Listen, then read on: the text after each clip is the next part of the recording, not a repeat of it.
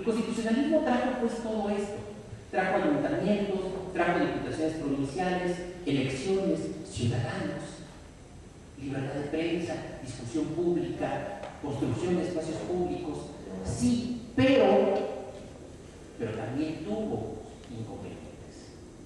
Para empezar, cuando se reunieron las Cortes en Madrid, después de que obligaron al rey a restablecer la Constitución, pues no había tiempo de convocar a los americanos.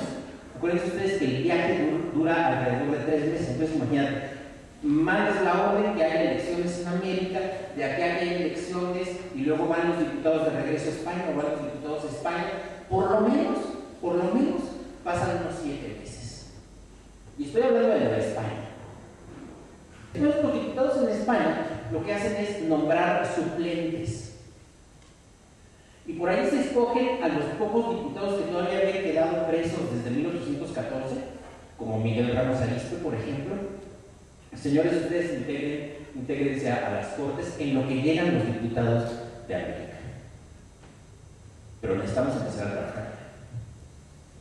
El resultado fue que las Cortes que se restablecen en 1820 tienen una abrumadora mayoría de diputados españoles peninsulares y muy pocos diputados americanos.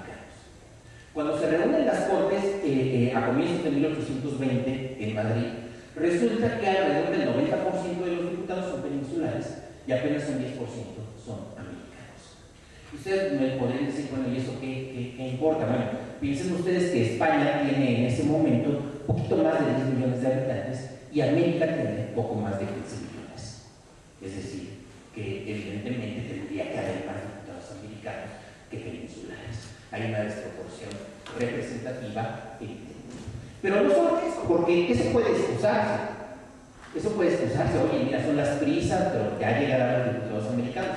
Sí, pero hay un enorme problema. La Constitución de Cádiz señala que habrá un diputado por cada 70,000 almas, así dice, almas, salvo de descendientes de africanos. Los descendientes de africanos no cuentan. Y entonces hay ciertas provincias como Venezuela, la Capitanía General de Venezuela, atendiendo a la proporción que establece la Constitución, es decir, un diputado por cada 70,000 almas, Venezuela debió haber tenido por lo menos 5 diputados, por lo menos. Quitando a los descendientes de africanos, Venezuela tenía un diputado. Entonces, bueno, sí, vengan, ya son ciudadanos libres, pueden votar por sus representantes que van a venir a las Cortes, pero no nos manden tantos. Ya no son colonias, son parte de la nación, pero no son iguales. Entonces, bueno, claro, esto genera problemas. El artículo 325 de la Constitución de Cádiz dice: habrá una diputación por cada provincia. Y entonces La Coruña tiene su diputación, Navarra tiene su diputación, Puebla no. Porque Puebla se integra junto con la provincia de Nueva España, la provincia de Oaxaca y la provincia de Veracruz para tener una única diputación. Y por más que los poblados se la pasan dando pataletas, gritos y representaciones muy respetuosas a su majestad y a las Cortes dicen no. Entonces, ¿de qué se trata? Noten ustedes la paradoja, porque es en realidad una paradoja muy bonita. Te doy derechos, pero algunos de ellos son nada más anzuelos. Te doy derechos, pero no tantos.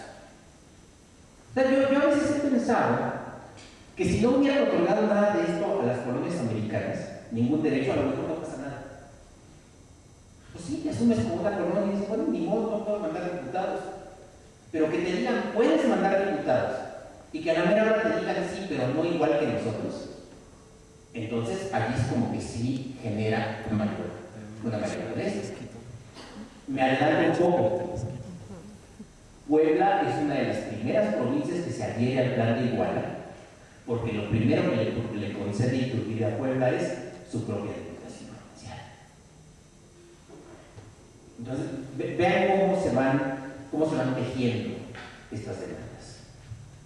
El constitucionalismo generó además otras demandas, no solamente la gente que estaba a favor de obtener más autonomía, de obtener autogobierno, de obtener una representación igualitaria en las Cortes, sino que además también los grupos más conservadores, los grupos más privilegiados, vieron peligrar sus privilegios. ¿A quiénes me refiero? Bueno, me refiero por supuesto a la Iglesia, pero bastante menos de lo que la historiografía nos suele decir. La Iglesia, la verdad, es que se comportaba bastante menos como ese monolito que la historiografía liberal nos quiso dibujar. En realidad hay muchas iglesias. Y hay iglesias en la Nueva España que son muy progresistas.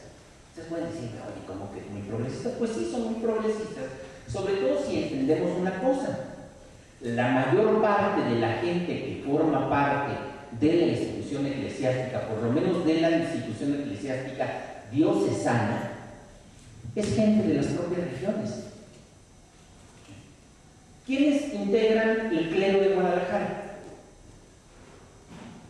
Bueno, ustedes pueden decir, oye, pero el obispo siempre es Gachupín. Sí, el obispo. Y 4 o 5 de sus familiares que ocupan cargos en el cabildo eclesiástico. Pero ¿y los demás? Los demás son criollos de la región. La Iglesia mira por la prosperidad de su región. Si ustedes quieren por fines egoístas, si es más próspera, hay más diezmos. Pero también porque el cura de tal pueblo es hermano, es primo del ranchero. Y le conviene que al ranchero le vaya bien. Es decir, no es esta iglesia completamente reaccionaria que nos pintó la historiografía oficial. ¿Que tiene esos elementos ultra reaccionarios? Sí, también los tiene, pero no es un monolito. La iglesia es enormemente diferenciada. Les decía, sí, hay este grupo muy cerrado dentro de la iglesia, pero la iglesia es muy, muy variada. ¿Qué otro grupo tiene intereses y privilegios que pueden perder con la Constitución? El ejército. Y es un ejército, ojo, es un ejército que se ha fortalecido enormemente durante la guerra de independencia. Enormemente. Es un ejército que, se los dije hace rato, tiene capitanes que tienen mando civil y mando de tropa, algo que la Constitución prohíbe. La Constitución señala claramente que no pueden estar en una misma persona el mando del gobierno civil y el mando de tropas. Entonces, bueno, los militares tienen por allí ciertos temores con la Constitución, aguas con la Constitución. Entonces, vean ustedes la enorme variedad de reacciones que el constitucionalismo ocasiona en la Nueva España. Algunos para bien, otros para mal, otros que dicen que bueno la Constitución, pero le falta, tendría que ser todavía más liberal, tendría que darnos todavía más autogobierno. Pues este es el panorama. Este es el panorama. Ahora, ¿qué pasó? Antes de que concluyera 1820, se empiezan a recibir en América algunas noticias provenientes de España que son muy alarmantes. Se sabe que el rey Fernando VII está conspirando en contra de la propia Constitución. Estas actividades del rey en contra del propio régimen constitucional van a justificar finalmente en 1822, cuando un ejército encabezado por Francia, los 100.000 hijos de San Luis, y organizado por la Santa Alianza, derrocan el régimen constitucional español y restablecen el absolutismo. Pero bueno, desde 1820 esto ya está sucediendo. La situación en España no es nada fácil. Si lo que les acabo de platicar en lo de España les parece complicado con tantos grupos políticos, en España la situación tampoco es fácil. Aparece por vez primera en España la posibilidad de la opción política republicana. En Cádiz hay algunos periódicos, particularmente el Surriago, un periódico radical comunero, que dice, bueno, y si no tenemos rey, ¿a poco no sería verdad? Puede ser, ¿no?